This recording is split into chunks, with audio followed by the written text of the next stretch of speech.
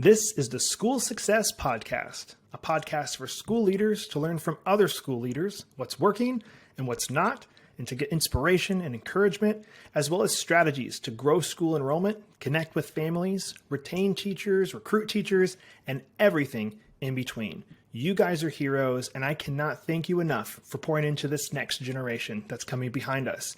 My goal is you will take at least one thing away from every episode that you can take back to your school to make it better than it is right now.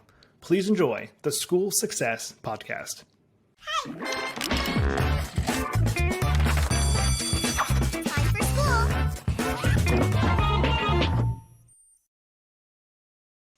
Hey, School Success Makers. Welcome to another edition of the School Success Podcast. I'm your host, Mitchell Slater, and I'm joined by a new friend from across the pond over in England, in Framingham, England, as a matter of fact. His name is Paul Bate, and he is a retired school principal. He's been in education for a really, really long time. We're going to dive into all those things, as well as the makeup of education over in England. So I thought this would be a really, really fun episode for you guys, so hope you will enjoy it. But before we dive into all that, I do want to highlight our amazing sponsors over at America's Christian Credit Union. They are celebrating 65 years of service this year, and they provide essential school banking services and a tuition financing program for schools that are looking to reduce their risk and administrative burden.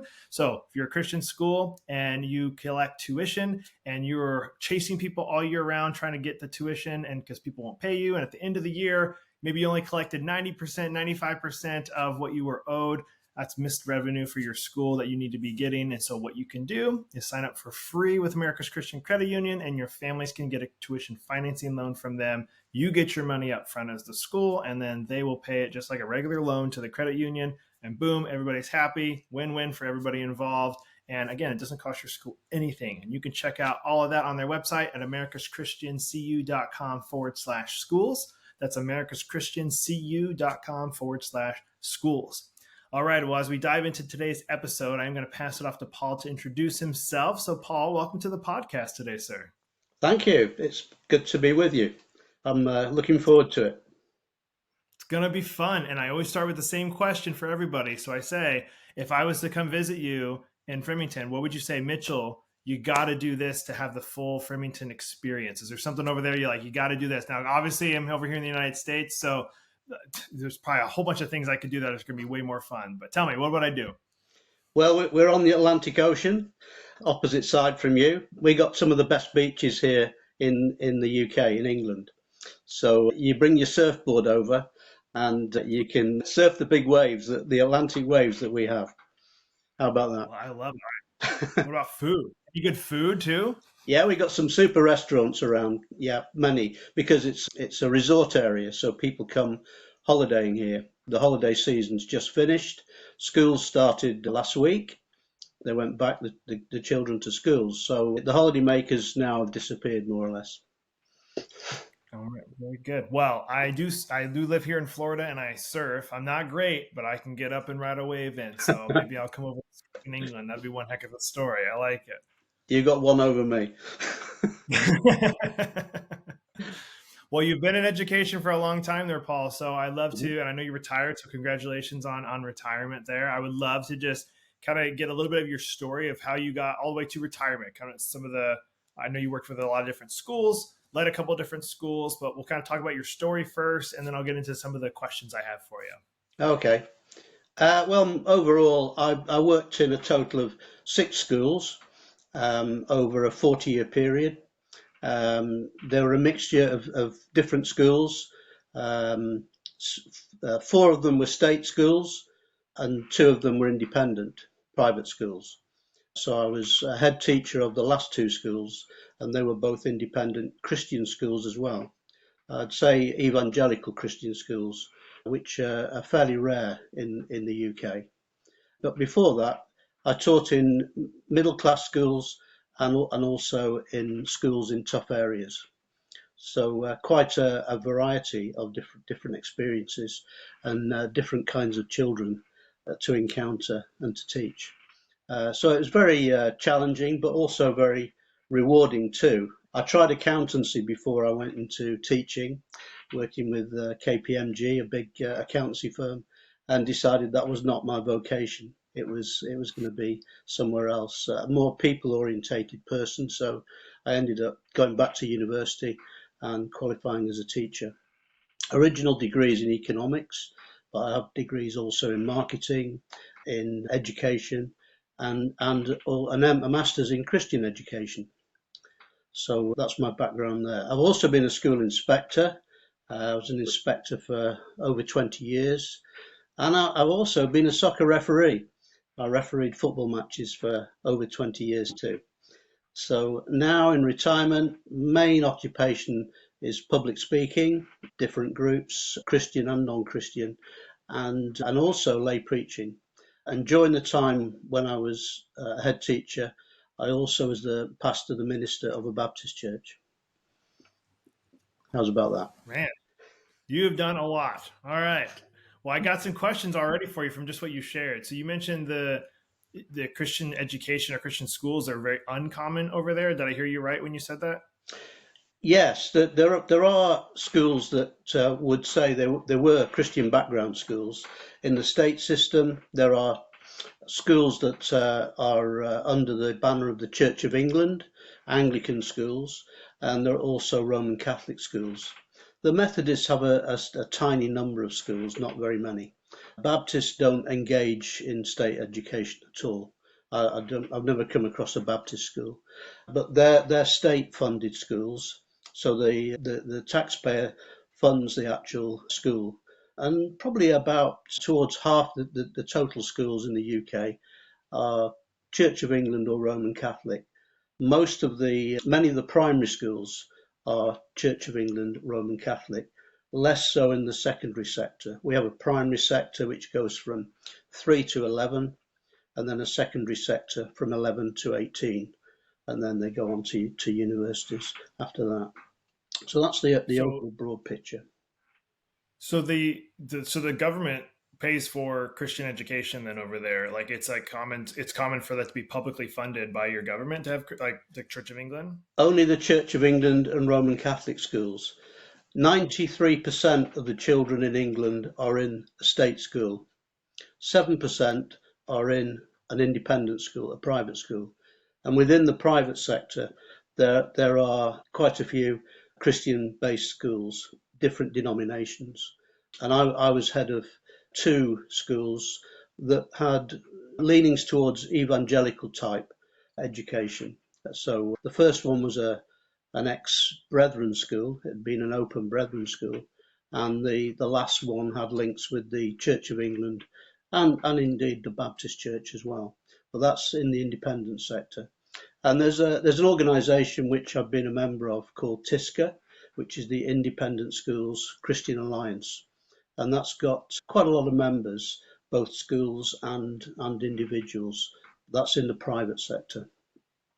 In the state sector, I was deputy principal of a Church of England school.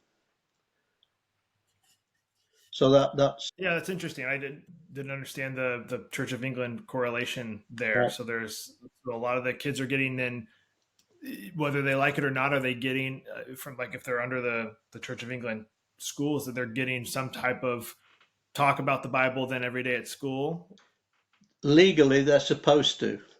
Legally. Wow. But in practice, it doesn't happen always.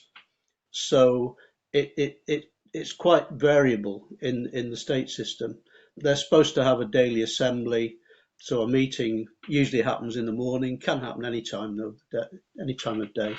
And you get maybe a guest speaker or somebody on the school staff will give a message out.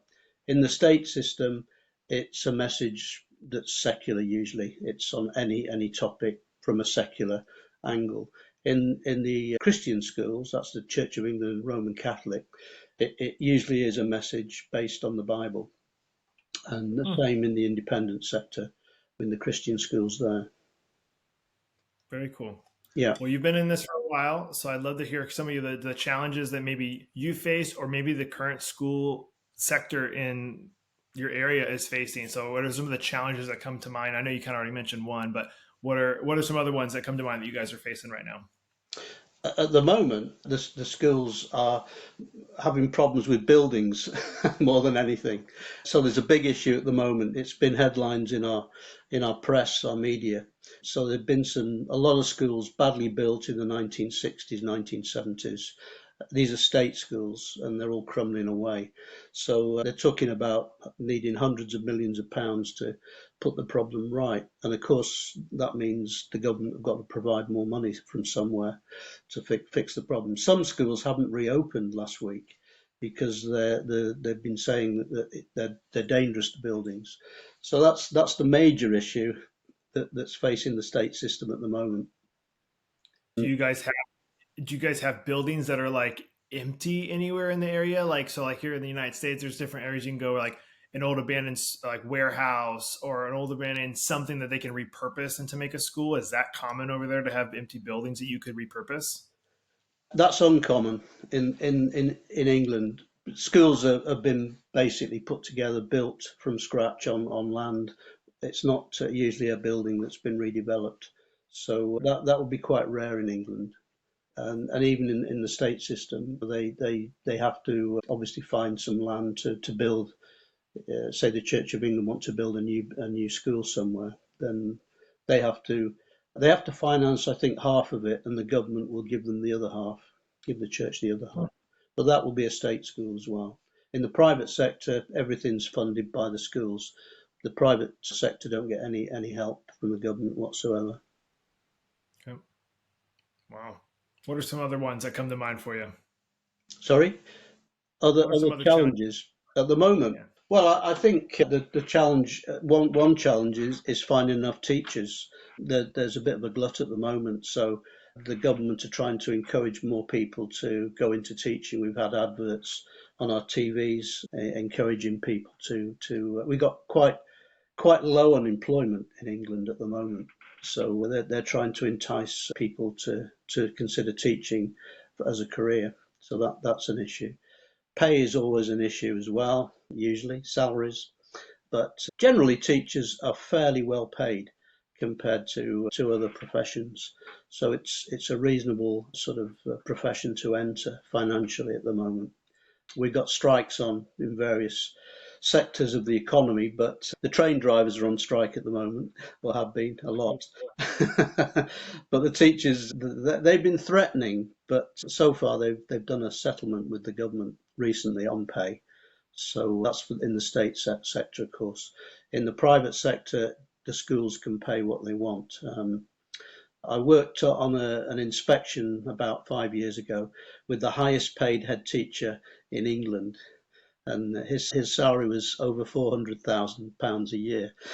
Oh my goodness. I didn't earn quite that much. Yeah, I'm going to do the conversion real quick for everybody listening because that's a lot. It's a lot of dollars, that. $1 million. Yeah. Yeah, but in the state system, a head teacher of a large secondary will earn over £100,000 a year now. So really, yeah, in the state system, yeah, of a large, 1,500 pupil comprehensive school, they're called. They would earn good money. Yeah, in a primary school, they wouldn't get anything like that much. They might get 60 or 70,000 a year. Still, it's quite a good salary though compared to other professions. Yeah, is your cost of living pretty high too, or is that like pretty good to live on for your area? It's pretty high, the cost of living. I've got one of my sons is a teacher in London. He's a primary teacher. He's in middle management. He earns, I can tell you maybe, he earns about 50,000 a year. His wife's a doctor, so she earns about the same money, and they can't yet afford a house because in London the house prices are astronomical. So even though they've got good salaries, it's difficult to get on the housing ladder for them. But they're on the edge now. They may be getting close, but that's the problem. Yeah, so his wife's a doctor and only makes 50 as well. I would have thought that would have made more. Is that also comparable to the teachers over there? Well, she's only been a doctor for a year, So Okay. she's a psychiatrist. So she's in her 1 year in a hospital, working in a hospital in London. So she'll go up. She'll go past my son, I think, fairly soon. Okay. But he's aspiring to. He's about 40 now. He's aspiring to be a head teacher too, following his father. So in a Okay. few years, he might earn quite a bit more too. But housing is a problem generally in England. The rents and the mortgages are very high, so a lot of income has to go towards housing. Basically, Dang. houses in the States are much cheaper. Yeah, and it all depends on too where. Like if you talk, Yeah, obviously it's a bigger country too. So you go like, all right, if you go to like I was just traveling this past weekend and I went up to watch a college football, American football game at one of the colleges that I'm a fan of, and the area that they're in, I was comparing the houses there to the houses where I live or other parts, and it was like well under half the cost just from a 3 or 4 hour drive different for like what it's like. And it's just crazy everywhere across the country. Certain places are just thriving and they're so overpriced in my opinion, and in other places you can get a really really cheap house but you probably don't want to live there, so uh, it definitely depends. same But in yeah, this country. Yeah, if you live in one of the older industrial areas, it wouldn't be too nice, the environment. So you get the cheap house, but you get a few problems with it, social problems. But exactly. yeah, Well, so you mentioned the challenges. I'd love to hear what's going good. If there's some things you could brag on for the schools in the area, the school system in the area, anything that comes to mind, you're like, man, this is going really, really well here for our area, our country. Anything do you want to share on that one? it's interesting that I think the last statistics I saw for like where the best schools are in the world was pushing us up the league table. So our standards in education are now better than what they were maybe say even 10 years ago. We seem to have progressed. The number one is often quoted as being Finland in Europe. I don't know whether that's in the world. It perhaps is as well. But so they've got a very high standard system in Finland, and we've been trying to aspire to get higher up into the sort of top 10 in the world. And the Asian countries do well usually if it's based on academic prowess. So places like Singapore, Hong Kong, China even have all got high places in academic league tables. I don't know where the US are, where you'd figure. But standards are pretty good. We have about 130 universities in the country now. That's a lot more than when I went to university back in the 1960s. We only had about 40 universities then, but now we've got about 130. So when I went to university in the 1960s, only 10% of the population would go on to university. Now it's 50%. So half the children going through the system now end up going to university doing a course. But there's been quite a debate about it because many of them do courses which perhaps there's not much demand for when it comes to employment. So people have been saying, but we're always short of electricians and plumbers, people who work with their hands, and we need to have more people qualifying as electricians, plumbers, carpenters, rather than going on to do a degree in, I don't know, media studies at university, which is one of the degrees that's not looked upon as being, too highly valuable. Yeah. No, we get that same problem here. I know we need more of the trades people Yeah, to here in the States. So it's funny that that's the same thing over there as well. is it? Yeah, yeah. The Prime Minister's been keen to try and see that more resources in the future are put into vocational education. We used to do a lot more way back, but now it's been that you have to go to university, really, and do a degree in perhaps an academic type subject. But there's been a swing back towards more needing to be vocationally trained, hairdressers and all sorts of professions where there's a shortage maybe. Man, anything else on the what's going really good before I ask you the final question? I don't know. I can't think of anything that's massively going well. We have an issue with the independent sector. If the Labour Party get elected, that's the left wing party in England, which is likely. Next year we have elections. They are threatening to tax more the independent sector, the independent schools. They're going to tax them with what we call VAT, which will add 20% onto the fees to go to a private school. So that will be quite significant. You know, it'll mean quite a few people won't be able to send their children into the private sector. At the moment, it's 7%, so you know that's quite a lot. But the Labour Party will argue that they get the best jobs. They go to Oxford and Cambridge more, and you know, and that they're in smaller classes in the private sector, which is all true.